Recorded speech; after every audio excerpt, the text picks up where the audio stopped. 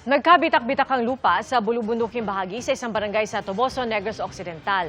Ikinagulat po ito ng mga residente at base sa pagsusuri ng MDR-RMO, itinuturing itong sinkhole dahil sa hugis, lalim at lawak ng bitak ng lupa.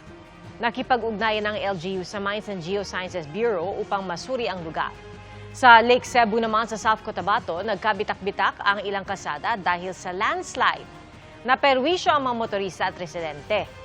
Ayon sa PDR-RMO, dahil gumagalaw pa ang lupa ay patuloy na lumalawak ang pinsala sa kalsada.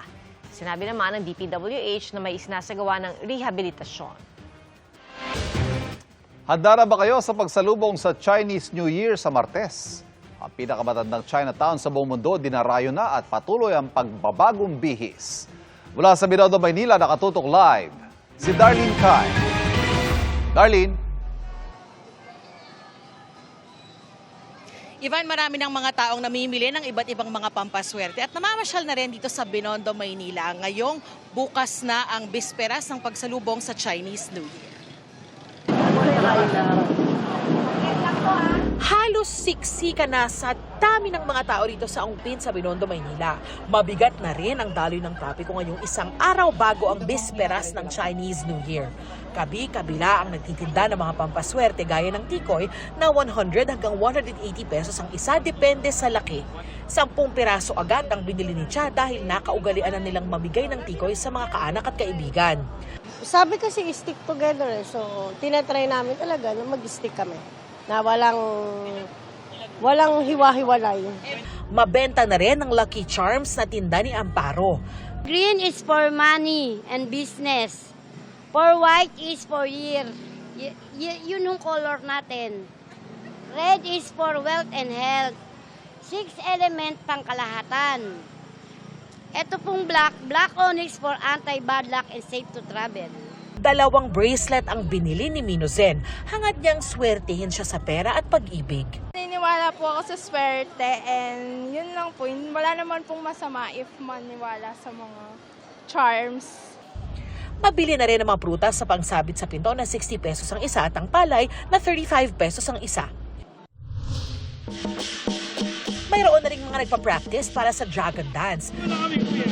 Yan ang inaabangan ng Chinoy na si Ellery at kanyang pamilya na taon-taon daw sinasalubong sa Binondo ang Chinese New Year. We'll watch the Dragon Dance, fireworks later, and buy lots of prosperity, everything that charms and everything, like foods. Because this is the place of the Chinese, di ba? Binondo talaga. Of course, I'll come here every year. May mga isasa ng kalsada sa Maynila simula madaling araw bukas para sa pagsalubong sa Chinese New Year. May mga signage at enforcer para tulungan ng mga motoristang dumaan sa mga alternatibong ruta. Itinatag noong 1594, Binondo ang pinakamatandang Chinatown sa mundo. Ngayon ay lalo itong pinagaganda para raw makilala ang Binondo bilang pinakamagandang Chinatown sa mundo. Mapalalakas nito ang turismo at mga negosyo. Isa nga sa mga paandarang light display sa harapan ng Binondo Church na ipinakikita ang kasaysayan at kulturang Chinoy. Tuwing Biyernes at weekend, 7 p.m. to 9 p.m. ang light display sa Binondo Church. Bahagi ito ng Phase 2 ng Chinatown Revitalization Project kung saan dinisenyohan at inilawan ng iba pang lugar sa Binondo at Santa Cruz.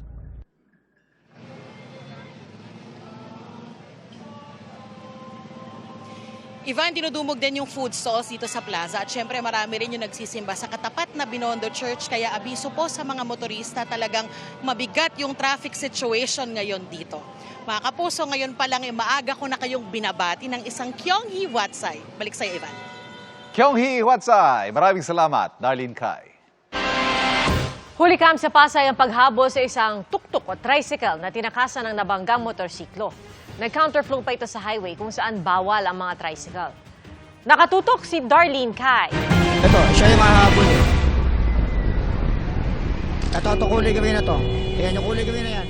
Binabaybay ng motorsiklong may kuha nitong dashcam ang Rojas Boulevard sa Pasay. Nasa unahan nito ang isang tuktok o tricycle mula pa sa Baclaran. Pero nang paakyat na sa flyover sa EDSA, nahagip nito ang motorsiklong may magkaangkas. Ang mga natumbang sakay ng motorsiklo, iniwan na lang basta-basta ng tricycle. Hindi talaga siya tumitigil, oh. May nasagi na siya, hindi pa rin siya tumitigil. Hinabol ng rider ang tricycle hanggang pumasok sa service road. Doon nakitang may pasahero pa pala ang tricycle. May sakay pa pala! May sakay pa siya! Mula sa service road, lumiko ito pabalik sa Rojas Boulevard kung saan ito nag-counterflow. Kumaliwa ito at pumasok sa isang kalsada. Tumulong na rin ang iba pang rider sa paghabol sa tricycle. Umikot lang. Saka ito naabutan ng mga rider ng huminto para ibaba ang mga pasahero. Agad na aresto ng pulisya ang 39 anyos sa driver ng tricycle. Ang magkaangkas na nasagi ng tricycle nagkagalos at dinala sa ospital. Ang may-ari naman ng tricycle nangakong sasagutin ang pagpapagamot sa nasugatan at ipapaayos ang nasirang motor.